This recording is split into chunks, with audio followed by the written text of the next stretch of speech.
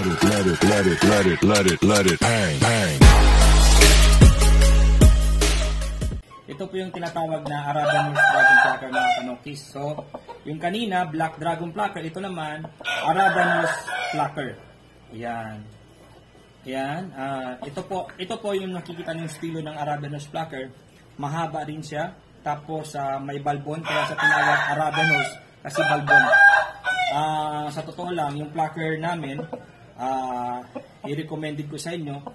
Ito yung speed. Ito naman, ang estilo naman ng Arabian Horse Plucker, speed siya, accurate, malakas pumalo, kanya parang antras, tapos palok, peak body, tapos parang magalaw, uma-underwings.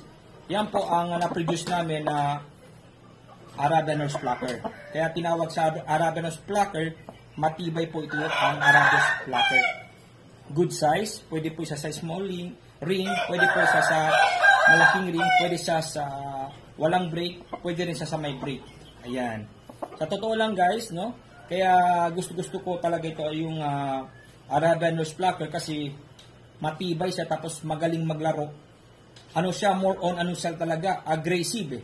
Aggressive po yung Arabian Horse Plucker namin, guys. Kung saan po ito pumapalo. Hindi siya yung parang kung saan ang makita niya, papaluin niya. Ulo, katawan, pakpak, buntot. Yan po ang bloodline po ng bloodline namin ng Arabian Horse Plucker. Good size po. Ayan, din ang bata pa yan. Yan po isi-share ko sa inyo mga kanokis. Please like and share my page.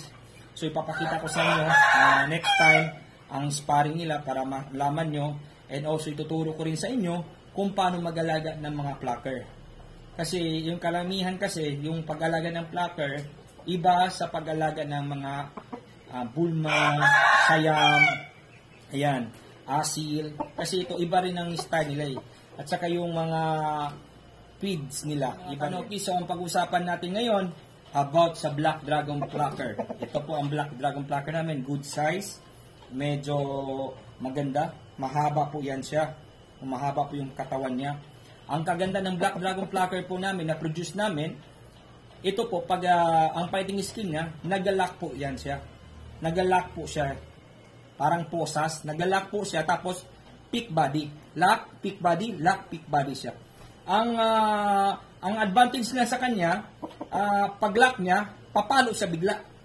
Papalo siya. Lock, palo, lock, palo. Nag-underwings din siya. So, ang kagandahan sa Black Dragon Plucker namin, matibay na po ito. Pwede po siya sa walang pulot, pwede po siya sa walang brake, pwede po siya sa may brake. Pwede siya sa small ring, pwede siya sa big ring. Ang mga varieties ng plucker, nandito po sa amin.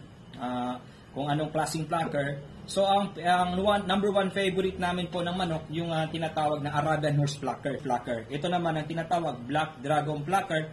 Please like and share my page, Shambo King. Sa mga gusto magpa-interview, may mga manok kayo bago, just PM me guys, para malaman natin kung anong varieties ng mga manok nyo. Ito, sinishare ko lang sa inyo, yung mga na-produce kami, Black Dragon Plucker. Ayan. Okay? So, pag-usapan natin ngayon ang Arabian Horse Plucker. Okay. Kunin mo yung Arabian Horse Plucker.